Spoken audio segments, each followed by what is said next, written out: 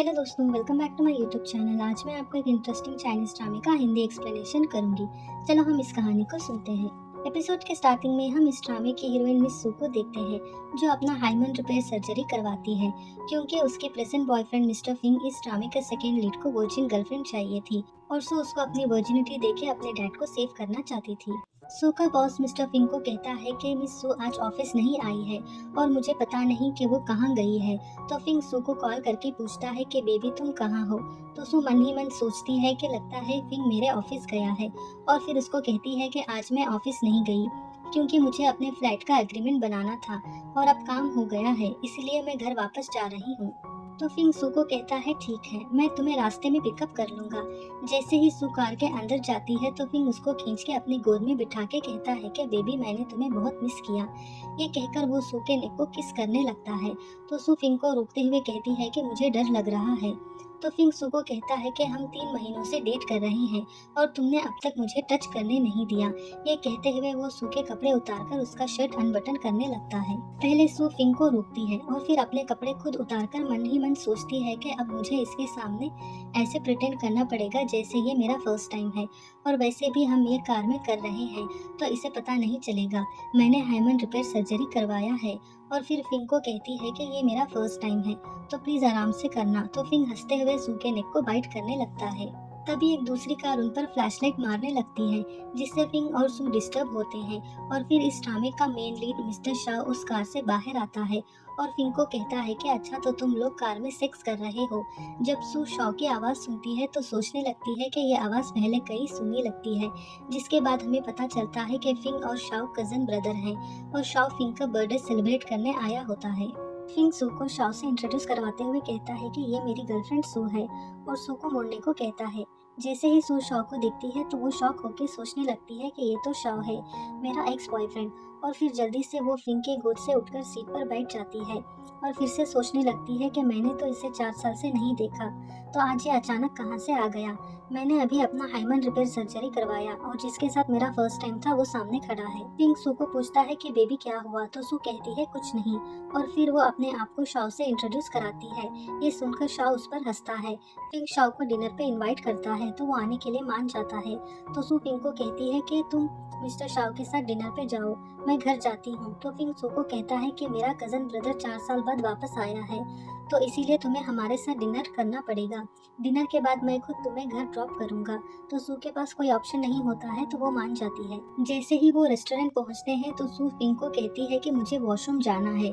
तो फिंग उसको कहता है ठीक है, तुम वॉशरूम जाके जल्दी आ जाओ। वॉशरूम जाके सू शॉक के बारे में सोचने लगती है कि अब ये क्यों वापस आया है। 4 साल पहले तो बिना कुछ बताए गायब हो गया था। तभी वहाँ शाओ आता है और सू को कहता है कि मेरे जाते ही तुमने नया बॉयफ्रेंड बना लिया। तो सू उसको कहती है कि तुमने भी तो 4 साल पहले मुझे बिना बताए गायब हो गए थे और अब मैं तुम्हारे कजन ब्रदर की गर्लफ्रेंड हूँ, तो हमारा ऐसा मिलना ठीक नहीं है। तो शाओ सू को पूछता है कि क्या तुम फिंग के साथ इंटीमेट हो चुकी हो। तो सू उसको कहती है कि हमारा ब्रेकअप 4 साल पहले हो गया है तो तुम्हें इससे कोई फर्क नहीं पड़ना चाहिए। ये कहकर सू वहाँ से जाने लगती है। तो शाओ उसको ब्लॉक करते हुए कहता है कि किसने कहा कि हमारा ब्रेकअप हो गया है और मैं तो बस कुछ साल अब्रॉड गया था। तो सू फ्लैशबैक में अपने और शाओ के हैप्पी मोमेंट को याद करती है जहाँ पे वो बारिश में भीगते हुए घर गए थे और शाओ सू को कहता है कि पहले तुम हॉट शावर ले लो। तो सू मना करते हुए कहती है कि पहले तुम हॉट शावर ले लो। तो शाओ सू को कहता है कि क्यों ना हम दोनों एक साथ हॉट शावर ले लें। ये कहते हुए वो सू को किस करने लगता है और एक साथ शावर लेते हुए दोनों इंटीमेट होते हैं, जिसके बाद शाओ गायब हो जाता है और सू उसको हर जगह ढूंढती है। उसके घर जाती है तो वो वहाँ पे भी नहीं होता है और उसका फोन भी बंद आता है। तो सू शाओ को याद करके रोने लगती है और फिर शाओ का असिस्टेंट सू को बुला के पेपर और कार के कीज दे के कहता है कि ये मिस्टर शाओ ने आपको देने को कहा है और उन्होंने कहा है कि आज के बाद आप उनको ढूंढने और मिलने की कोशिश ना करें। तो सू सोचती है कि शाओ ने मुझे यूज करके डम किया है और फिर वो बुला के पेपर फाड़ कर फेंक देती है और कार के कीज डस्टबिन में फेंक कर वहाँ से चली जाती है और घर जाकर रोते रोते सो जाती है। और मॉर्निंग जब उठती है तो देखती है कि उसके फादर को पुलिस अरेस्ट करके ले जा रही होती है। तो सू के फादर उसको कहते हैं कि मैं इनोसेंट हूँ और मुझे फंसाया जा रहा है। ये देखकर सू की मॉम की तबीयत खराब हो जाती है। प्रेजेंट में हम देखते हैं कि सू शाओ को कहती है कि तो तुम कह रहे हो कि 4 साल पहले हमारा ब्रेकअप नहीं हुआ। तो शाओ कहता है हाँ, हमने कभी ब्रेकअप ही नहीं किया था। तो सू उसको कहती है कि अच्छा ठीक है, हम अभी ब्रेकअप कर लेते हैं। तो शाओ सू को कहता है कि पर मैं तुमसे ब्रेकअप नहीं करना चाहता हूँ। तो सू उसको धक्का मारते हुए कहती है कि तुमने मुझे समझ क्या रखा है। 4 साल पहले तुमने मुझे डंप किया बिना कुछ बताए, और तुमसे दूर जाने के लिए तुमने मुझे विला और कार दी, और अब वापस आए हो मुझे ढूंढते हुए।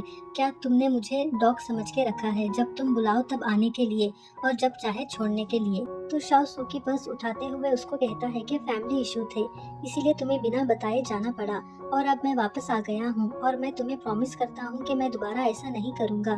तो सू उसको कहती है कि तुम्हें क्या लगता है कि इतने साल बाद अब भी मैं तुमसे प्यार करती हूँ। मैं तुम्हें दोबारा कह रही हूँ, मैं तुमसे ब्रेकअप कर रही हूँ। ये सुनकर शाओ सू को फोर्सली किस करने लगता है। तो सू उसको धक्का देके चाटा मारते हुए कहती है कि अब मैं फिंक की गर्लफ्रेंड हूँ। तो शाओ सू को कहता है कि अभी तुम्हारी फ्रेग्रेंस सेम है। तो गुस्से से सू उसको दोबारा स्लैप करने की कोशिश करती है। तो शाओ उसको स्पिन करके अपनी बाहों में लेके उसके हेयर को स्मेल करके उसको छोड़ता है। तो सू वापस उसको स्लैप करने की कोशिश करती है। तो शाओ उसको अपनी गोद में उठा के टेबल पे बिठा के उसको किस करने लगता है। तो सू रेसिस्ट करते हुए उसके लिप को बाइट कर देती है। जब दोबारा शाओ सू के करीब जाने की कोशिश करता है तो सू उसको वार्न करते हुए कहती है कि दोबारा मुझे टच करने की कोशिश मत करना, तुम्हारी वजह से मेरे ऊपर बाइट के मार्क आ जाएंगे, और मैं ये अपने बॉयफ्रेंड फिंग को एक्सप्लेन नहीं कर पाऊंगी। तो शाओ सू को कहता है कि जितना मुझे पता है फिंग के बारे में, उसे सिर्फ वर्जिन गर्लफ्रेंड पसंद है। तो सू उसको कहती है कि तुम्हें इसकी चिंता करने की जरूरत नहीं है, मैंने अपना हाइमन रिपेयर सर्जरी करवा लिया है।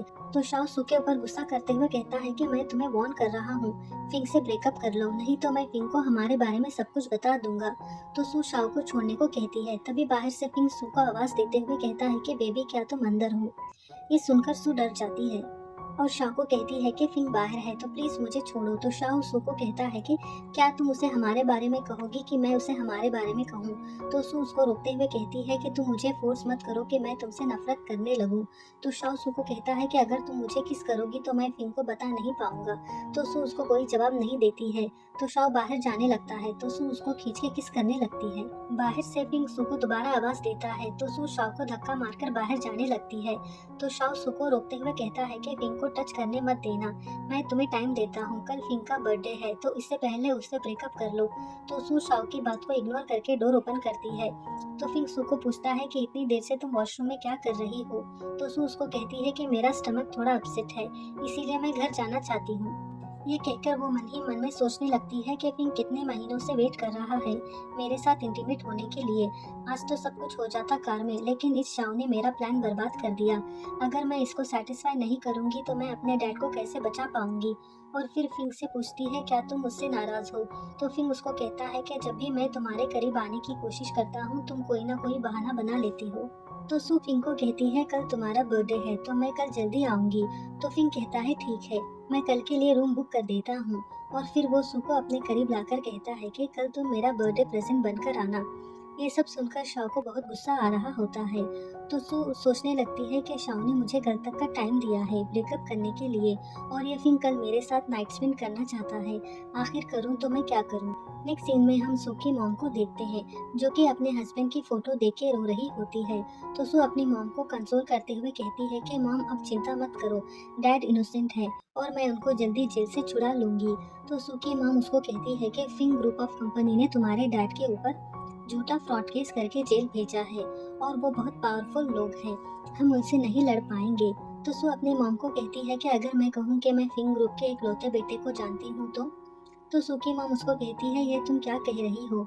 तो सू कहती है कुछ नहीं, आप बस चिंता मत करो, मैं सब ठीक कर दूंगी।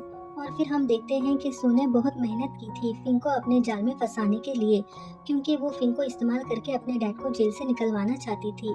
सू तैयार होकर फिंग के बर्थडे पार्टी में जाती है और फिंग को बर्थडे विश करती है। और बर्थडे में प्रेजेंट लोग कहते हैं क्यों ना हम एक गेम खेलें जहाँ पे फिंग और सू 3 मिनट तक किस करेंगे। तो फिंग सू को कहता है कि बेबी क्या तुम इस गेम के लिए तैयार हो। तो सू मन में सोचती है कि अब मैं इसको मना तो नहीं कर सकती, और उसको हाँ कह देती है। जब दोनों किस करने ही वाले होते हैं शाओ की एंट्री होती है, जिससे वो डिस्टर्ब होते हैं। और फिर शाओ सू के बगल में बैठता है और सिगरेट जलाते हुए सू के हाथ को पकड़ता है। तो सू उसको इशारे से हाथ छोड़ने को कहती है, पर वो उसकी बात को इग्नोर करते हुए सिगरेट जलाता है। फिर फिंग सू को कहता है चलो हम गेम को कंटिन्यू करते हैं। तो सू अपना हाथ शाओ से छुड़ाकर गेम कंटिन्यू करने लगती है। तो शाह गुस्से से वाइन का ग्लास उठा के सू और फिंग के पीछे जाता है और जैसे ही दोनों किस करने वाले होते हैं तो शाह सू के ड्रेस का जिप ओपन कर देता है, जिससे सू डिस्टर्ब हो जाती है और फिंग को कहती है कि यहाँ कितने सारे लोग हैं। और फिर पार्टी में प्रेजेंट गेस्ट कहते हैं कि मिस सू कितनी शाय है।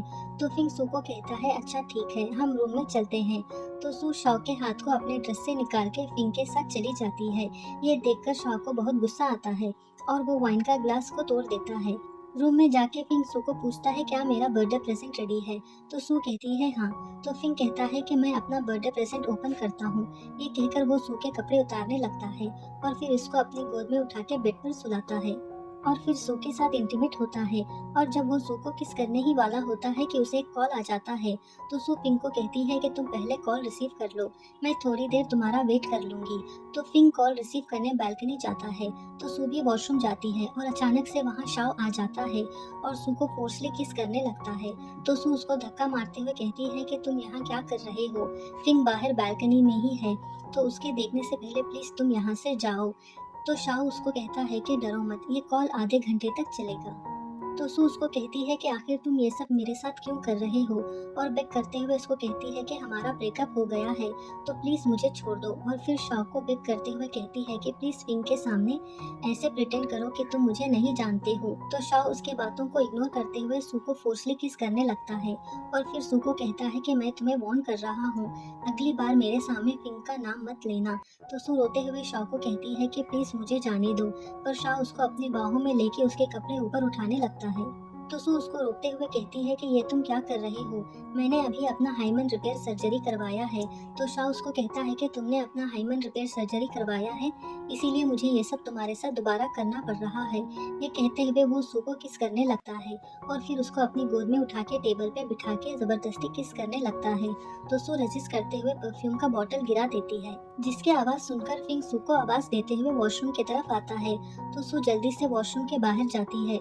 तो फिंग सू को पूछता है कि ये क्या आवाज थी। तो सू उसको कहती है कि गलती से मेरे हाथ से परफ्यूम का बॉटल गिर गया। तो फिंग उसके हाथ को किस करते हुए कहता है कि बेबी कोई बात नहीं। और शाओ भी अंदर से सू के हाथ को किस करता है। तो सू अपना हाथ शाओ से खींचते हुए सोचती है कि ये शाओ कितना बड़ा जर्क है। और फिर वो फिंग को पूछती है क्या तुम्हारी बात हो गई। तो फिंग कहता है नहीं, कंपनी में कुछ प्रॉब्लम हो गया है। तो सू उसको कहती है कि पहले तुम बात कर लो, मैं तुम्हारा और थोड़ी देर वेट कर लूंगी। तो फिंग कहता है ठीक है, मैं जल्दी कॉल खत्म करके आता हूँ। तो शाओ सोचने लगता है कि अच्छा तो तुम फिंग से ब्रेकअप नहीं करोगी, कोई बात नहीं, इसमें मैं तुम्हारी मदद कर देता हूँ। ये सोचते हुए वो एक बोतल गिरा के आवाज करता है। तो फिंग देखने के लिए वॉशरूम के अंदर जाने की कोशिश करता है। तो सू उसको रोकते हुए कहती है कि मुझे स्टमक एक है और मेरे पीरियड भी स्टार्ट हो गए हैं। तो फिंग सू के ऊपर गुस्सा करते हुए कहता है कि तुमने प्रॉमिस किया था आज तुम मेरा बर्थडे प्रेजेंट बनोगी, और अब कह रही हो कि तुम्हारे पीरियड स्टार्ट हो गए हैं, तुम मेरे पेशेंट्स के साथ खेल रही हो। तो सू उसको सॉरी कहते हुए कहती है कि बस थोड़े दिन की बात है। तो फिंग मानकर वहाँ से चला जाता है। तो सू शाओ के ऊपर गुस्सा करते हुए कहती है कि अब तुम खुश हो, तुम्हारी वजह से आज हमारा प्लान खराब हो गया। तो शाओ सू को कहता है कि तुम्हारा प्लान फिंग के साथ इंटीमेट होने का। ये सुनकर सू साइलेंट हो जाती है। फिर शाओ सू के हाथ पकड़ते हुए कहता है कि मुझे पता है कि तुम मुझसे गुस्सा हो, क्योंकि 4 साल पहले मैंने तुम्हें बिना बताए गायब हो गया था, क्योंकि 4 साल पहले हमारी फैमिली में कुछ इश्यूज हो गए थे, इसीलिए मुझे अचानक अब्रॉड जाना पड़ा। ये सुनकर सू इमोशनल हो जाती है, लेकिन फिर भी वो अपना हाथ शाओ से छुड़ाकर कहती है कि तुम्हारी फैमिली है तो मेरी भी फैमिली है, आज के बाद मेरी लाइफ में इंटरफेयर करना बंद करो और मुझे जीने दो।